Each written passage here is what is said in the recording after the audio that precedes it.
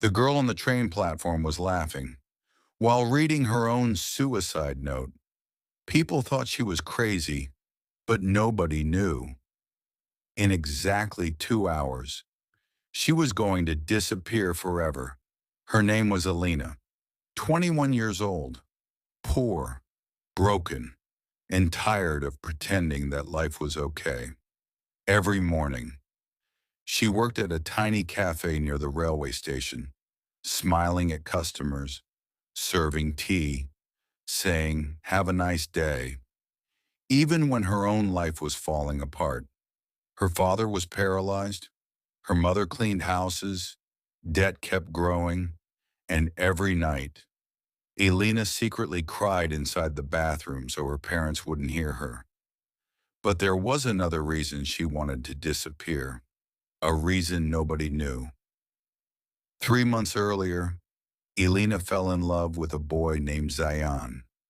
He used to visit the cafe every evening, always ordering the cheapest tea, always sitting alone.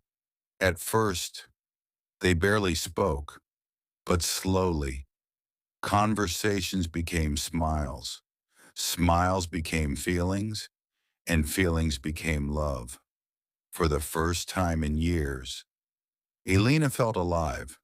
Zayan wasn't rich, didn't own expensive things, but he listened to her carefully, and sometimes that matters more than money. One rainy evening, Zayan asked softly, "If someday I disappear, will you wait for me?" Elena laughed. "Oh, you watch too many movies." But Zayan didn't laugh back. He only smiled sadly.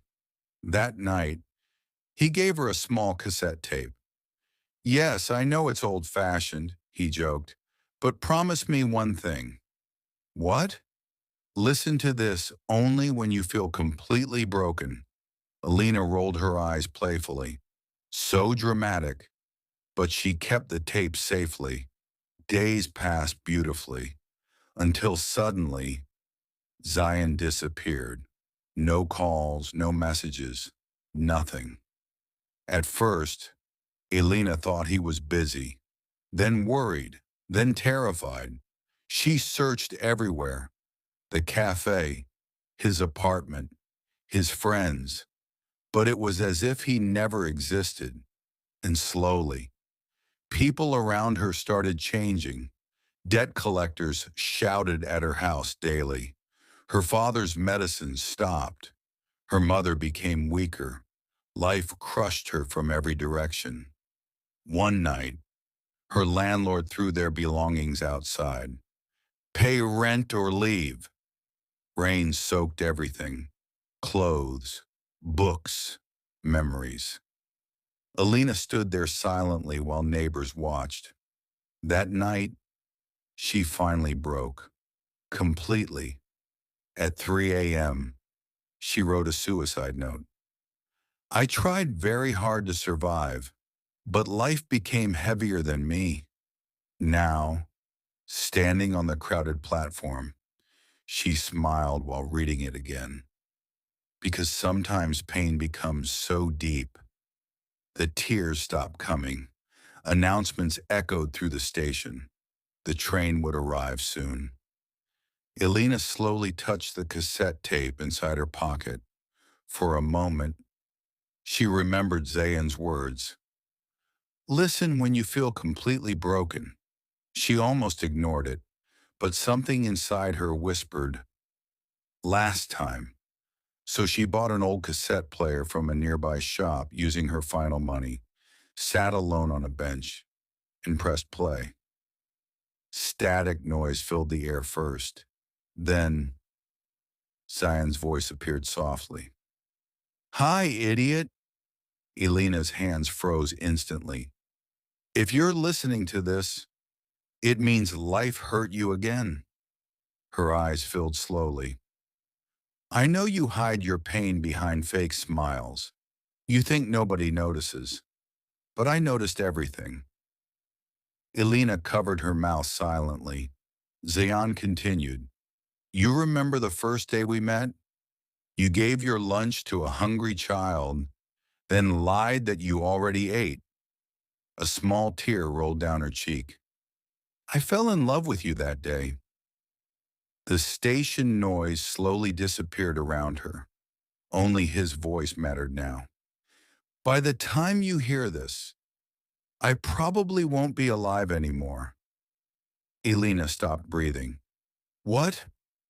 I lied to you, Elina. I wasn't busy. I was dying. Her hands started shaking violently. Stage 4 cancer. Doctors gave me only months. Alina's entire world collapsed. I wanted to tell you, but every time I saw your smile, I became selfish. His voice became weaker. So I disappeared, because watching you cry for me would hurt more than death. Elina burst into tears silently. People stared at her, but she didn't care anymore. Then came the sentence that changed everything. Elina, if you're thinking about ending your life right now, please don't. Her heart stopped. I know you. You carry too much pain alone. More tears, faster now. You once asked me why I loved you. A small laugh came from the tape. Because even after life destroyed you, you still stayed kind. Elina completely broke down on the bench. The train arrived loudly nearby, but she didn't move. Zion's final words played slowly.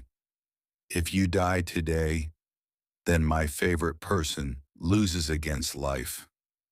Silence, then one last whisper. So live, okay? Live for both of us.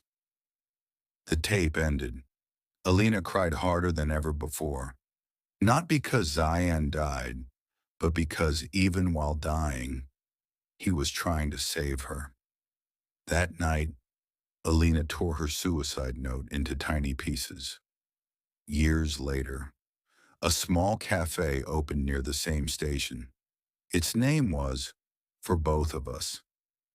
Inside the cafe, there was an old cassette player placed carefully near the counter, and every night before closing, Elina still listened to that tape, smiling through tears.